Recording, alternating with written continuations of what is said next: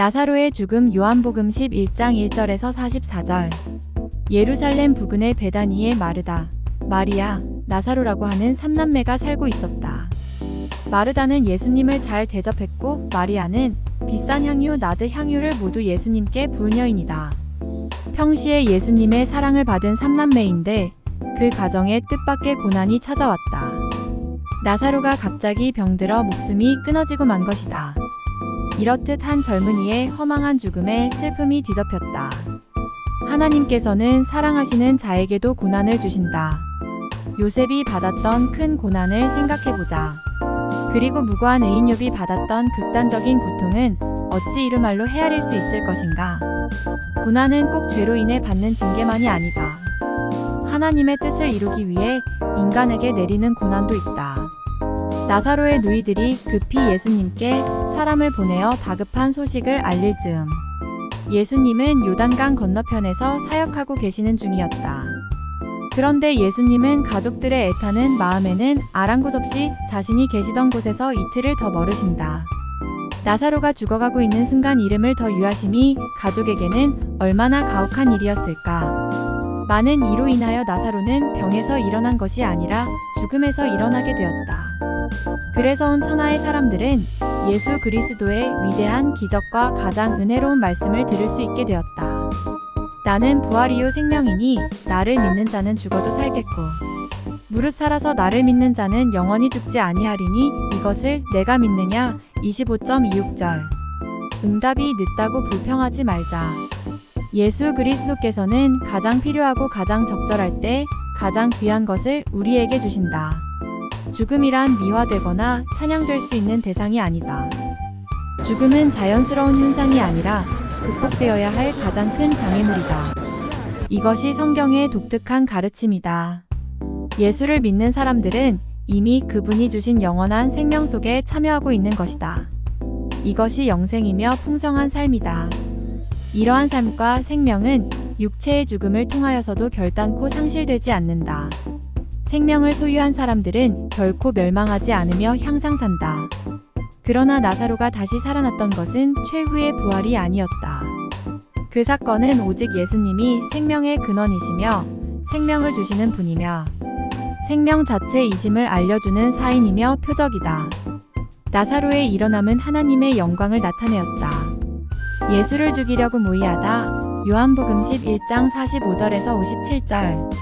나사로를 살리신 최후의 표적을 목격한 자 중에서도 믿음을 가진 사람은 한정되었다. 예수님의 승천을 목격한 사람은 500명가량이었으나 예수님의 말씀을 따라 예루살렘에 머물러 성령을 받은 사람은 120명으로 한정되었다.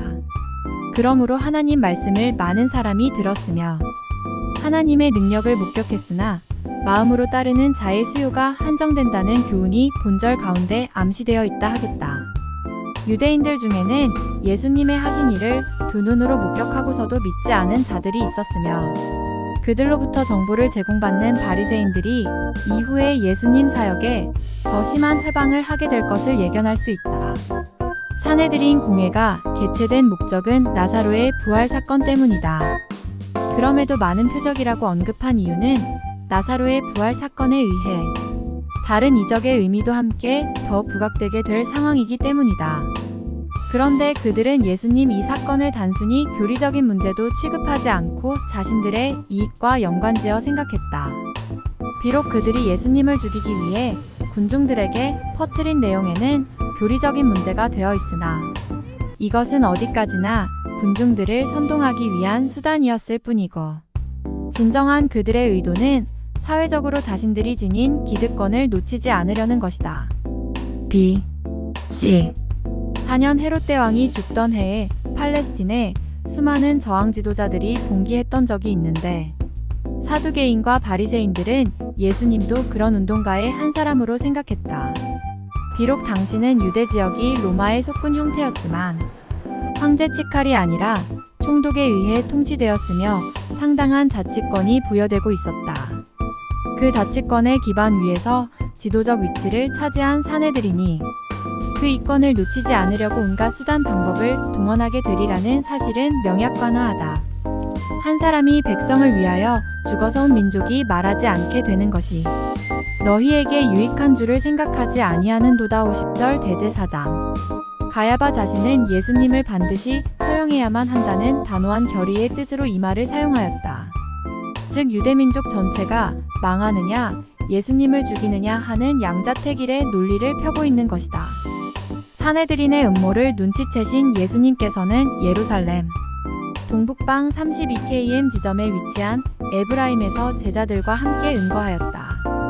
약 2개월로 추산되는 이 기간 동안 제자들을 집중적으로 훈련시키는 시간을 가지신 듯하다. 대제사장과 바리새인들의 지시로 예수님을 신고하여 잡게 하려고 성전이 모여있던 사람들이 설마 그가 목숨을 걸고 6월절에 예루살렘으로 오지는 않겠지라는 생각이 내포되어 있다. 그러나 예수님께서는 자신의 목숨을 많은 사람의 대속물로 주기 위하여 예루살렘을 찾아오셨다.